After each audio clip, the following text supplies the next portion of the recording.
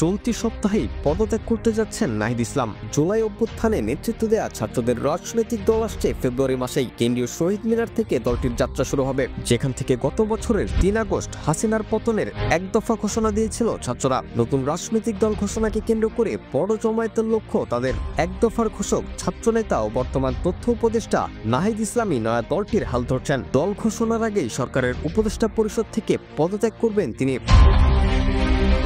অন্তর্বর্তী সরকারের প্রধান উপদেষ্টার কার্যালয়ের একজন গুরুত্বপূর্ণ কর্মকর্তা এক বেসরকারি টেলিভিশনকে বলেছেন, চলতি মাসেই পদত্যাগ করবেন উপদেষ্টা নাহিদ ইসলাম। এ বিষয়ে উপদেষ্টা পরিষদও অবগত।